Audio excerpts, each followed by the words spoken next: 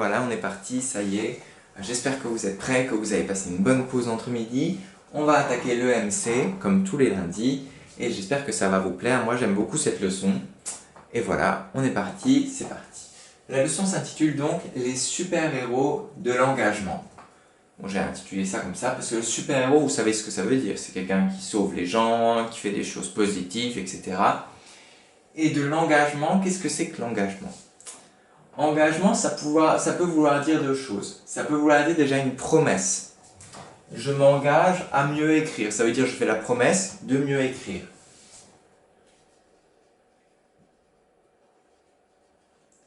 Engagement, ça veut dire, ça vient de mettre sa parole en gage. C'est par exemple, ça veut dire en gros jurer sur sa parole, sur ce que je dis. Je jure sur ce que je dis que je vais mieux écrire. Voilà. Et bah du coup, si j'ai pas tenu mon engagement, les autres ne croiront plus ce que je vais dire. Voilà, bref. Et du coup, ça a un autre sens. C'est aussi le sens d'un engagement, ça peut être aussi un combat. Je m'engage, par exemple, contre le racisme. Ça veut dire je combats le racisme. Ou je m'engage pour qu'il y ait plus de plantes dans la ville. Voilà. Du coup, ça a aussi le sens de combat. Du coup, aujourd'hui, on a deux objectifs. Un, il est déjà presque réussi, c'est savoir ce qu'est un engagement. Je vais mettre OK. Deuxième objectif, connaître des personnes qui se sont battues, qui se sont engagées pour la liberté. OK? C'est parti. On va donc connaître trois personnes aujourd'hui. Malala Yousafzai, Gandhi et Martin Luther King, qui se sont tous les trois battus pour la liberté. On va découvrir leur histoire, c'est maintenant. Alors, c'est parti, on va commencer par... Bon, en fait, je vais en faire un tout seul, enfin, je vais en faire un avec vous. Et pour les deux autres, je vais vous donner les textes à lire et vous allez le faire vous-même, ok? On fera la correction à la fin. Mais on va commencer par notre ami Martin Luther King. On connaît Martin Luther, c'est pas le même que Martin Luther King. Martin Luther King, il est du 20e siècle, c'est-à-dire il n'y a même pas 100 ans. Et Martin Luther, il date du 16e siècle, c'était il y a plus de 4 centaines d'années auparavant. Voilà. Et du coup, voilà, Martin Luther King. C'est parti, on y va. Alors, je vais du coup parler avec vous de... Du coup, je vais vous lire le texte, mais après, ça sera à vous de faire pour Malala Yousafzai et Gandhi. Mais moi, je m'occupe déjà de Martin Luther King. Alors, qui es-tu, Martin Luther King? On se demande tous qui c'est. Alors, Martin Luther King, né en 1929 dans le sud des États-Unis, à Atlanta. Du coup, Martin Luther King est originaire des États-Unis. États-Unis. Je vais mettre entre parenthèses sud. C'est important le fait qu'il vienne du sud des États-Unis, parce que c'est pas la même chose le sud des États-Unis que le nord. Je vais vous montrer pourquoi après. Voilà. L'esclavage y a été aboli. Vous vous rappelez l'esclavage aux États-Unis? Là, il y a eu je vous spoil la suite. À un moment, ils ont arrêté l'esclavage et l'esclavage a été aboli. Ok, bonne nouvelle, vous allez me dire. Bah oui, je suis content, bonne nouvelle aussi. Mais voilà ce qui se passe. Mais les Noirs et les Blancs ne sont toujours pas égaux aux États-Unis. À 6 ans, Martin découvre le racisme. Un de ses copains blancs lui annonce qu'il n'a plus le droit de jouer avec lui à cause de sa couleur de peau. Voilà. Du coup, et en plus, il est dans les États du Sud. En Sud de l'Amérique, c'est là où... Enfin, des États-Unis, c'est là où les gens étaient très racistes à l'époque. Voilà. Du coup, comme la majorité des Noirs américains, Martin Luther King descend des esclaves. C'est ça, c'est un petit-fils d'esclaves qui ont été amenés voilà, pour travailler dans les plantations de canne à sucre, etc. etc. Info dingue, nous mettent référence à l'américaine.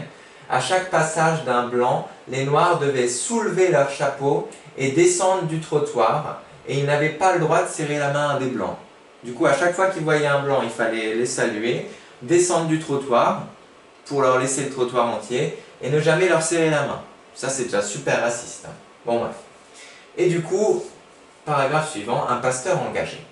comme son père et son grand-père, Martin Luther King devint pasteur. Vous vous rappelez ce que c'est qu'un pasteur? C'est justement quelqu'un qui est dans la religion protestante et c'est le prêtre, c'est-à-dire c'est celui qui fait la messe, oui, qui fait l'office, par exemple tous les dimanches, au temple protestant. Voilà, du coup il est prêtre, enfin ça s'appelle pasteur protestant. Il est nommé dans une église en Alabama, un autre état du sud du pays. Quelques mois plus tard, Rosa Parks, c'est une femme noire, elle a été arrêtée, Rosa Parks, parce qu'elle a refusé de céder sa place à un blanc dans le bus. C'est-à-dire, elle a refusé de donner sa place, parce qu'elle était assise, à un blanc. Et je vais vous raconter pourquoi. Cette injustice est la goutte d'eau qui fait déborder le vase. Martin Luther King mène une révolte pacifique, le boycott des transports publics. Enfin, je vais vous raconter tout ça. En fait, comme c'était très raciste à l'époque, le sud des États-Unis, déjà par exemple, vous pouvez voir des choses comme ça qui étaient totalement normales. Par exemple, les blancs, il y avait des lavabos pour les blancs qui étaient mieux, et les noirs n'avaient pas le droit d'aller au lavabo des blancs. Ils avaient leur propre lavabo, voilà. C'est pour ça que là il y a marqué colored, ça veut dire coloré pour les personnes de couleur, et là white pour les blancs. Voilà, première chose raciste. Et ensuite, surtout ça c'est plus important. Attends, est-ce que je vous raconte déjà ça? Ou est-ce que je vous raconte ça en premier? Oh, je vous raconterai ça à la fin. Ça, je vous raconte. Voilà. L'histoire de Rosa Parks. En fait, bon là, il nous raconte, là c'est une reconstitution, mais en fait, ça c'est dans un bus à l'époque. Regardez, toutes les places de devant, les meilleures places, étaient pour les personnes blanches. Et les noirs, même si là il y a des places, les personnes noires devaient aller s'entasser au fond du bus. Il y a d'ailleurs là sur la pancarte il y a marqué white, ça veut dire c'est l'espace pour les blancs, et au noir au fond c'était l'espace pour les noirs où ils étaient tous entassés, tous obligés d'être debout, etc. Et du coup ce qui s'est passé avec notre Rosa Parks qui habite pas loin de chez Martin Luther King, elle était dans un bus comme ça assise, et puis elle s'est assise dans la partie blanc. Elle a dit, il n'y a pas de raison, moi je vais pas m'entasser, je vais aller dans la partie blanche. Et du coup, il y a un blanc qui arrive et qui lui demande, j'aimerais avoir votre place. Enfin, qui lui demande sa place. Et elle dit, non, pas de souci. Il y a plein d'autres places. Cette place, c'est la mienne. Et voilà. Et du coup, ce qui s'est passé, c'est que la police est venue. Parce qu'ils ont appelé la police. Et du coup, elle a été arrêtée, il me semble. Et voilà. Bref, ça a fait un gros scandale parce qu'elle n'a pas laissé sa place, Rosa Parks, à une personne noire dans le bus. À une personne blanche, pardon, dans le bus. Voilà. Et il y a eu, je vais vous raconter maintenant. Je raconte juste encore ça, voilà. Du coup, Martin Luther King, quand il a entendu ça, il a dit, écoutez, tous les noirs, il n'y a plus aucun noir qui on va faire une révolte sans faire de colère, sans se battre physiquement, etc. Juste, on va dire à tous nos amis noirs de ne pas prendre les bus, si les bus, de toute façon, ils nous mettent derrière, etc. Et du coup, les bus perdent de l'argent et ça les embête bien. Et du coup, voilà, il était du coup fan de... Voilà, c'était son héros. Pour lui, c'était Gandhi. C'est une personne qu'on va voir après, ici, en dessous, là, qui s'est battu du coup pour l'indépendance de l'Inde, pour les droits des Noirs, etc., etc., etc. Et voilà. Juste pour vous parler un peu du racisme aux États-Unis. Par exemple, il y avait des cinémas qui étaient réservés aux Blancs. Des fois, il y avait des restaurants... etc., etc. Par exemple, les Noirs américains ne pouvaient pas voir les bons films, ne pouvaient voir seulement les bons films avec 2 ou 3 ans de retard. Voilà. Il y avait plein de choses racistes. Il y avait par exemple... Regardez, ça c'est tout. En fait, c'est parce qu'à l'époque, ils ont fait des lois racistes aux États-Unis. Ça s'appelle les lois Jim Crow. Voilà, du coup, selon les lois Jim Crow, il est interdit aux Noirs d'aller dans les mêmes écoles que les Blancs. de prendre le bus avec des blancs, de boire à la même fontaine que les blancs. Il est impossible de partager un taxi avec un blanc, d'entrer dans un hôpital par la même porte. Ils sont enterrés dans des cimetières distincts. Musique blanche et noire sont sur des radios différentes. Les noirs sont exclus des restaurants, des bibliothèques, des jardins publics, c'est-à-dire qu'ils n'avaient pas le droit d'y aller. Voilà. Il est interdit à un homme noir de regarder dans les yeux une femme blanche. Encore un truc super raciste. Et voilà. Et bien sûr, c'était très très mal vu qu'ils se marient entre eux. Voilà. Et du coup, qu'est-ce qu'a fait notre ami Martin Luther? Il s'est battu, il s'est engagé contre ça. Ça, c'est notre évaluation de ça. Voilà. Et il a fait un énorme discours. Alors, je vais vous raconter ça. Du coup, on en est là. Un discours resté célèbre. C'est le discours, je crois, le plus célèbre du monde. Alors, le 28 août 1963. Ça fait à peu près... C'est seulement 80 ans en arrière, hein, à peu près. C'est rien, 80 ans. Martin Luther King prend la parole à l'issue d'une marche qui a réuni 250 000 personnes, dont un quart de blancs. Okay. Parce qu'en fait, ils sont allés marcher parce qu'ils font des actions qui ne sont pas violentes. Du coup, ils sont juste allés marcher avec plein de gens pour protester contre le racisme, etc. Et du coup, il a fait, après cette marche, il a fait un discours, mais qui était un très très bon discours contre le racisme. Mais attendez, je vais juste vous montrer un peu une photo de l'époque. Regardez le nombre de gens que ce discours a amené. C'était dingue. Tous les champs là-bas, tout ça, regardez, c'est rempli de gens. Et il y a des noirs, mais il y a aussi des blancs, 25%. Ça fait déjà beaucoup de blancs. Hein. Voilà. Et du coup, c'est super parce que YouTube me permet de vous montrer la vidéo parce que c'est une vieille vidéo. Et du coup, c'est parti, on va écouter son discours. Du coup, voilà Martin Luther King. Attendez, je vais vous montrer, je vais pas vous montrer tout, je vais vous montrer juste des extraits. 3 minutes 10 et 4 minutes 10. Ok. Je vais vous mettre un peu de son peut-être aussi. Ça va prendre peut-être un peu le temps que je prépare. Vous pouvez peut-être avancer la vidéo.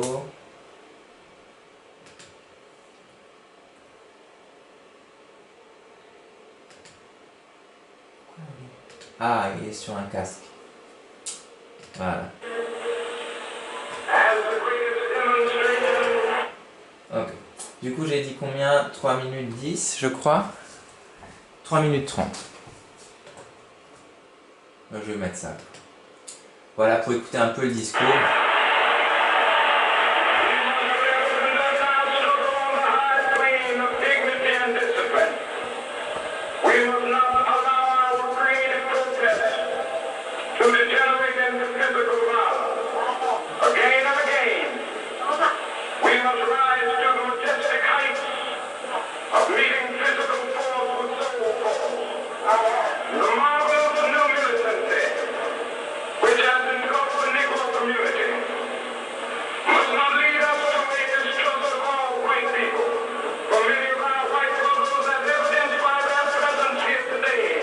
Là, il dit justement que il faut pas, c'est pas parce que certains blancs nous ont haïs, voilà, qu'il faut haïr les blancs. Et il dit d'ailleurs, il y a plein de blancs qui sont ici avec nous aujourd'hui, et du coup, il faut être main dans la main avec eux.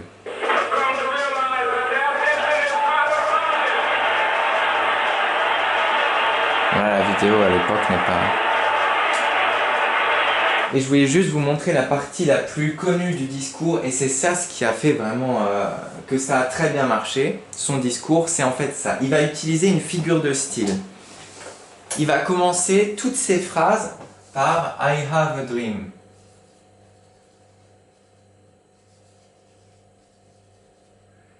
Et du coup, ça veut dire « j'ai un rêve ». Et là, il va nous raconter comment il rêve il rêve de, par exemple, qu'on soit bien avec les Noirs, qu'ils puissent être ensemble, etc., d'un pays heureux.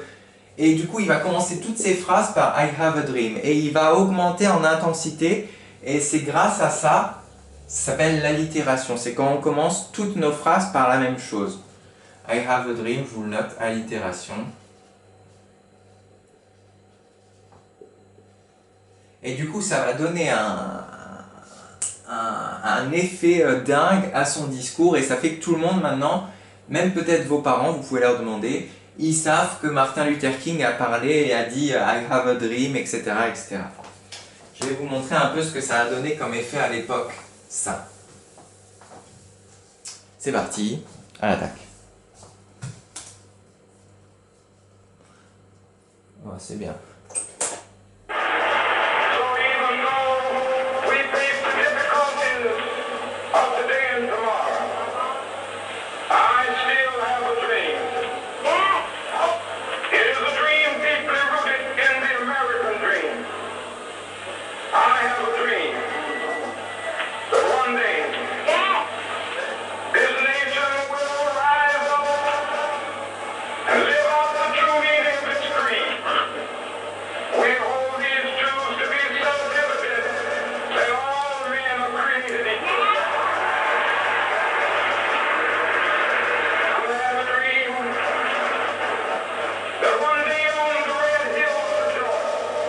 C'est un endroit très raciste du coup, la Géorgie.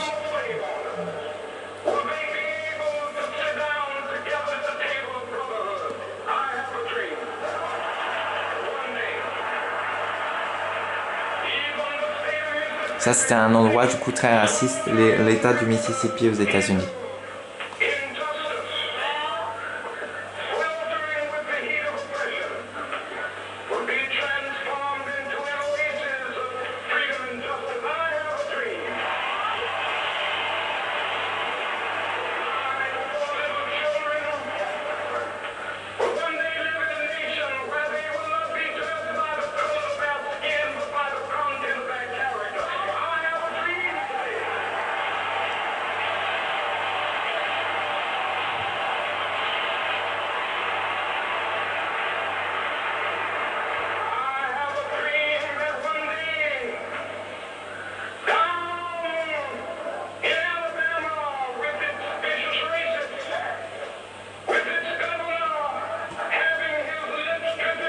Le gouverneur, c'est celui qui s'occupe un peu de l'État.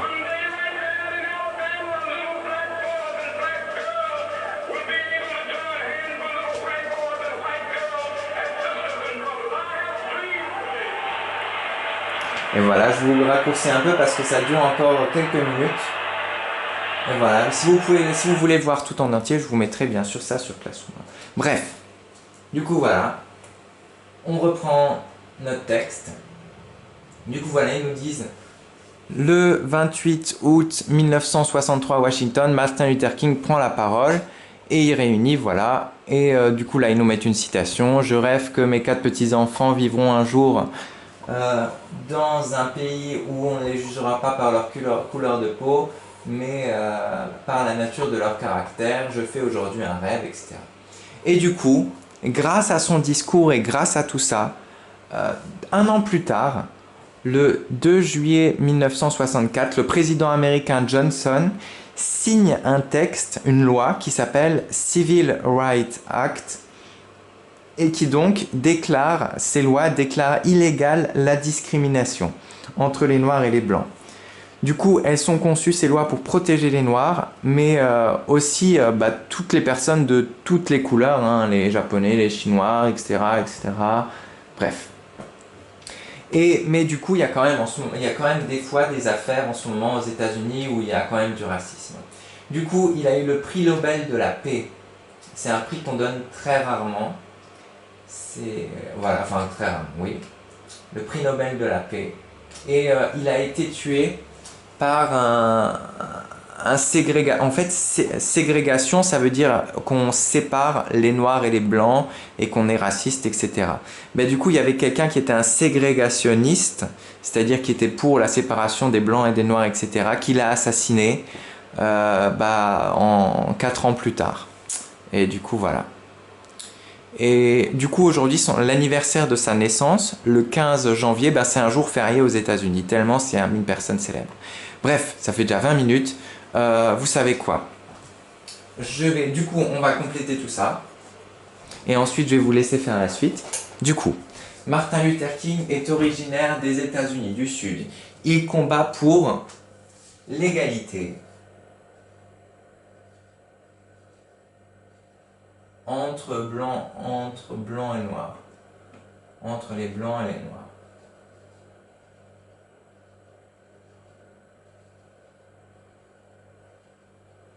Grâce à lui, le président Johnson signe du coup le Civil Rights Act.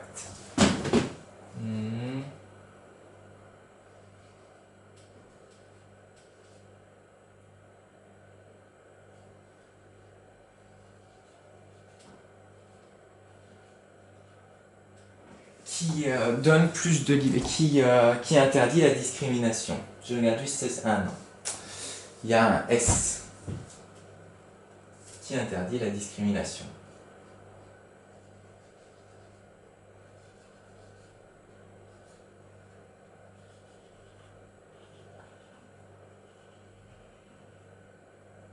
Discrimination. C'est compliqué d'écrire derrière le bureau. Du coup, voilà. Martin Luther King est originaire des États-Unis du Sud. Il combat pour l'égalité entre les blancs et les noirs. Grâce à lui, le président Johnson signe Civil Rights Act. Ça interdit donc la discrimination. Maintenant, vous allez devoir lire ça. En fait, il y aura encore deux personnes pour lesquelles on doit faire des recherches.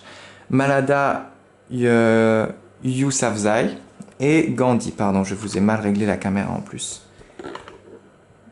Et voilà. Du coup, je vais vous donner les textes pour pouvoir compléter ça. Du coup, il faudra dire elle est originaire de tel ou tel pays, elle combat pour telle ou telle chose, et elle a reçu le prix de... vous mettez.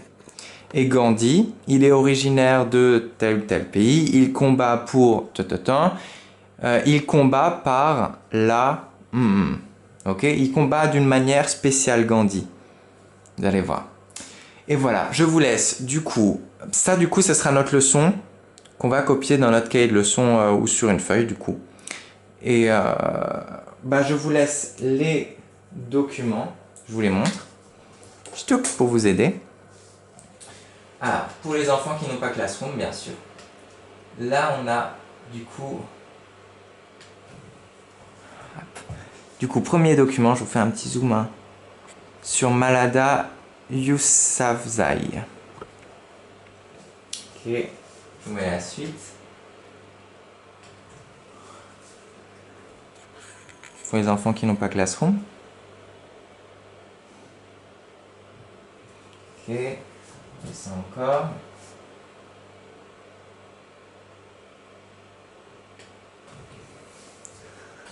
Voilà. Parfait. Et avec ce texte, vous pourrez donc répondre aux questions là. Et on fera la correction après, bien sûr. Et celui-là, c'est le plus simple. Après Gandhi, c'est à mon avis un peu plus compliqué. Celui-là, du coup,